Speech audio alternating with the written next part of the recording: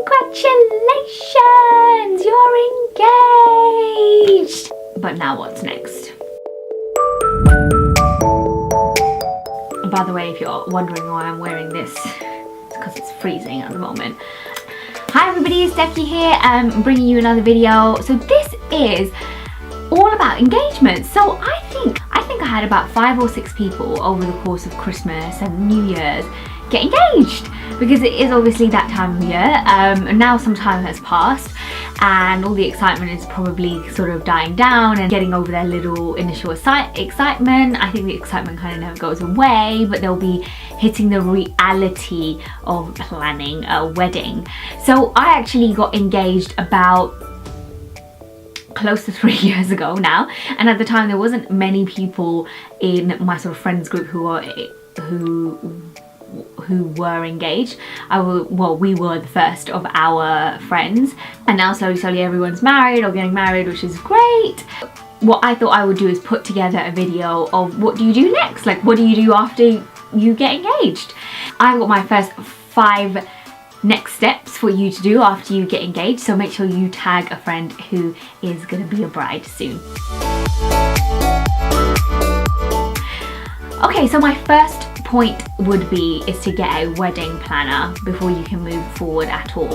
And that is not a physical person as a wedding planner. It's one of the books that you can get from one of the stores. So I was really lucky. One of my bridesmaids got me a wedding planner.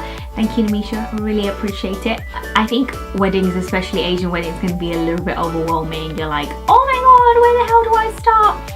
And a wedding planner just helps a little bit, you know, sort out your life. You can have some way to record everything, and you know, it's always great going to Paper Chase or a stationery store to just get some new pens and bits and pieces.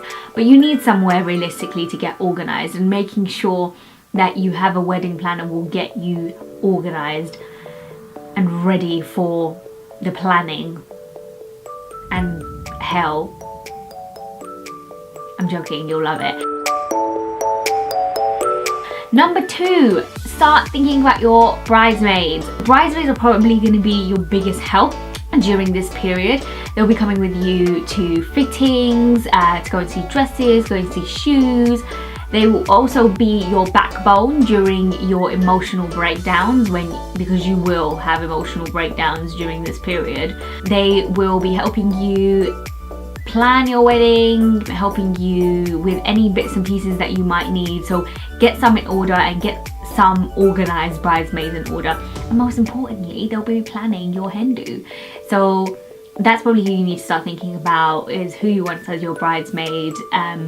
You know, you may already know straight away, or you might have to think about it, but it's definitely something for you to start thinking about, because if you start planning, you need to help, and these ladies are definitely going to be your help. So number 3, and I would say this is a really big and key one, is start working on your venue. Get a venue sorted. Start looking for one and get an idea in place. Because once you have the venue, you can start working on everything else. Without a venue, you can't get numbers, you can't get caterers, you can't get decorators, you can't figure most of it out. You may be able to get a priest. You may be able to do little things, but you're probably not going to be able to do the big things. So I would say the biggest thing that you need to do, make sure you get your venue sorted, because once your venue is done, you can start working on everything else. So number 4, guys, is setting a budget. I cannot explain to you how much families just don't like sitting down and talking about a budget. I don't think my family and Kesha's family actually sat down and talked about a budget. They just kind of got me and Kesha to talk about it and then report back to them. It's just an awkward conversation, but I do think that people need to just get over it and talk about it, because you can't really move forward without a budget. You can't plan, you can't decide what the situation is at all. And I think with a budget, you'll start realizing what kind of wedding you want. Is it going to be a big fat Asian wedding where you're going to have 1,000 people, or is it going to be something a little bit small or an intimate with just very close family and friends? Budget is everything, because budget sets the tone for what your wedding is going to be. final advice I would give to people, and I would say this is probably the most important piece of advice that I would give, is listen to others who have done it and been through it. And yes, I would be one of them, but I'm talking about, you know, your family and your friends who've done it before. They have been through the pain of planning a wedding, and unless you have a physical wedding planner that you're paying probably an extortionate amount of work from, who's doing it all for you, it is going to be difficult to plan. It's never easy because everybody has an opinion and everybody wants to get involved in your wedding and wants to dictate, but it's your wedding. Don't forget that.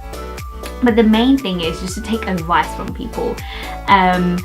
Take advice from people who've done it recently. I had advice that, okay, you know, once you get engaged, start looking for a venue straight away, because, you know, one of my sister-in-laws had a really difficult time getting a venue that she really liked, and she lost out on a few because she'd started too late.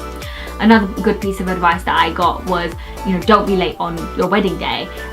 Getting advice and getting recommendations means that life will be a little bit more easy for you. You won't have to go and physically look for random photographers or videographers. You can ask someone and they will recommend a good person to you, or they will tell you who to stay clear of. So I think get as much advice as you can and take it on board. Obviously, depending on who it is, take it with a pinch of salt, because not everybody wants the best for you.